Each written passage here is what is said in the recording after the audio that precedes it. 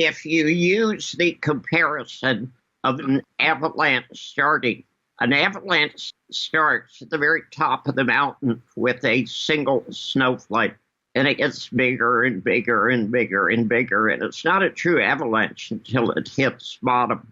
If you go back to 1929 to 1932, the Dow went down 89%. By just about every measure, we are more absurd today. And I think in hindsight, 2 or 3 years from now, we're going to realize a 90% decline is entirely possible. Yes, I think it started. You didn't mention bonds, but bonds have had some of the biggest crashes in the last 2 weeks they've had in history. So the overall financial system is extremely precarious now. Gold and gold stocks and silver stocks are the lowest to the S&P they've been in 100 years. So I'm not saying they can't go down. I'm saying they're probably the safest place you can be. NFTs are blowing up. The cryptocurrencies are blowing up. Tesla is blowing up. Facebook was down, 20% in one day? I mean, these are incredible moves in financial markets. And that may seem crazy, but if you go back, do you happen to remember how high silver went in 1980? Up to about $50, right? $50. Now it's $50.25 on January 21st.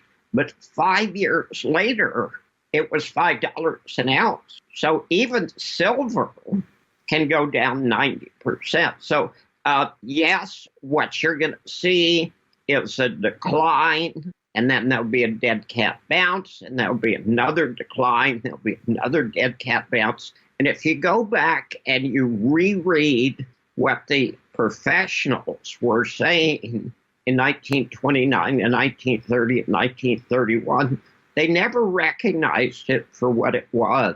But when you have a financial system that is so distorted today, you just can't fix it without major changes.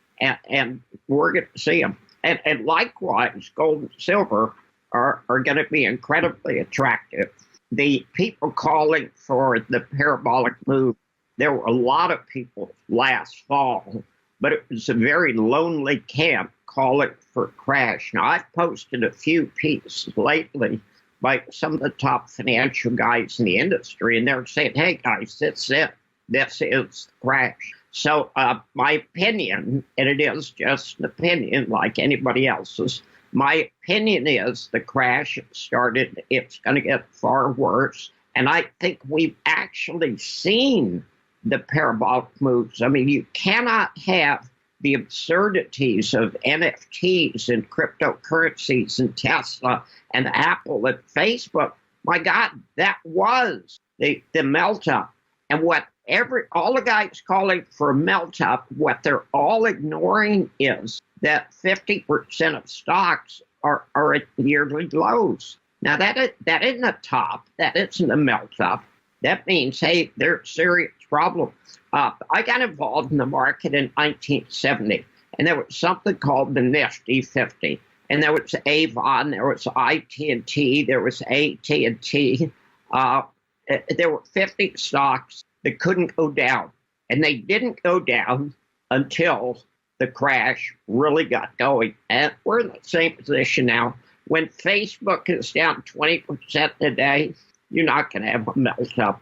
I'm going to guess, because you and I were just talking about this, the meeting started at 11:30. It's about 1:40 now. They haven't come out and said something, which means they're definitely arguing about it. And I think they're going to come out with a 0.5% to 1% move. But here's the deal. If you work the math out, how do you cure 7.5% inflation with a 2 or 3% federal funds rate? And the answer is you can't possibly. Okay, they're going to do too little, too late. They were the guys who poured the gin into the punch bowl. Everybody's drunk now, and it's time to sober up. Okay, we've got a really interesting anomaly going on, and I'm going to shift it a little bit. Let's look at Canada and the truckers' protest. Now, if you listen to Trudeau, these are a bunch of Nazis, a bunch of Confederate flag waving racists who want to destroy Canada. If you actually look at the Canadians, they're showing you this is a way to hold a peaceful protest to get your point across. So what I'm saying is we got this enormous divide that is bigger than anything I've ever seen in history. Now, it doesn't make any difference to me. If you're for Trudeau, more power to you. If you're for the truck drivers, more power to you. But there is this divide that just cannot be reconciled. So let's take a look at Ukraine and Russia. First of all, Russia did not move their troops to the Ukrainian border. The Ukrainians moved their troops to the border of Donbass. Russia said, okay, if you're going to do that, we're going to respond. So they moved their troops, and they are prepared to invade Ukraine should they need to. What does Putin want? He wants to guarantee the security of Russia. I don't find that unreasonable. What does Biden want and the advisors he's got himself surrounded with? We just lost a war in Afghanistan against goat herders. So we want to take on Russia and China at the same time. Now, again, we've got this enormous divide. We've got one guy who's saying, I want security for my country. I do not want nuclear missiles on the border. And on the other hand, you've got somebody saying, well, we sponsored a coup d'etat in Ukraine. And, if we could start another war, we'll probably win this one. We've lost the last 15 wars, but that was just an accident. We couldn't fight a good-sized troop of Girl Scouts and win. So the idea that the United States has some vested interest in Ukraine is one of the most absurd things I've ever seen.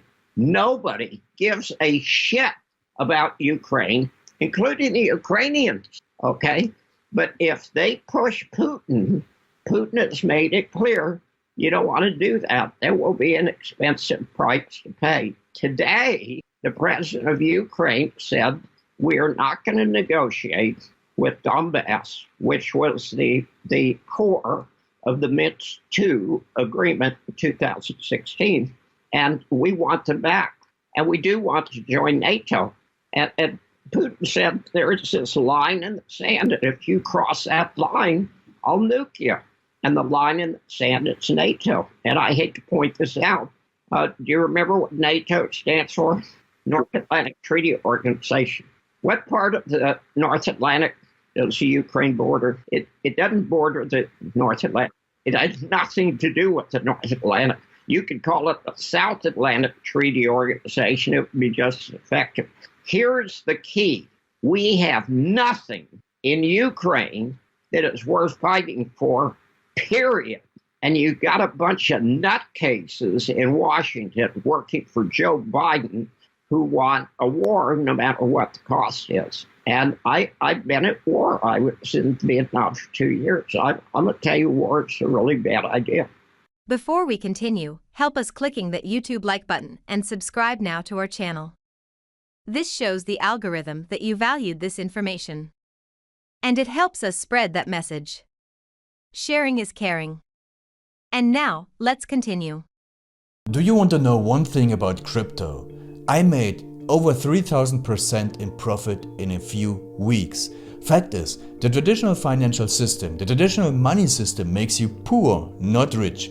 If you want to earn $500,000, $1 million, you have to wait until you're 50, 60, 70 in the traditional financial system, and you probably will still be broke. And you will be old. This is not a sexy combination, as you can imagine. But the question is, how can you start in crypto and make these profits? Where to invest? Where to start? My name is Gunnar and I'm from Germany, as you can hear, and things are a little bit different in Germany. More about that later on.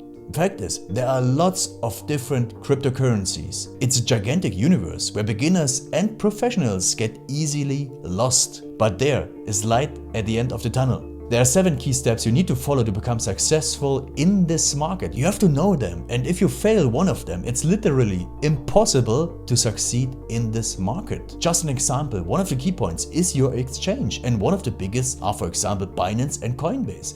These are trusted and well-established exchanges, but, and this is a big but, you won't find the super profitable coins on those exchanges. The unknown super profitable coins that get gigantic profits are not traded on those kind of exchanges. They are traded on much smaller insider platforms that are barely known. And I can tell you what those super secret exchanges are and why they are so profitable. And another super important thing are the right information sources. The point is, the internet is gigantic. There are hundreds and hundreds of YouTube channels, blogs, pages, and much more. And there are also market makers and influencers. For example, Elon Musk, he is not a crypto guy, but the moment he recommended Dogecoin, it went through the roof, to the moon, so to say. But why did he recommend it?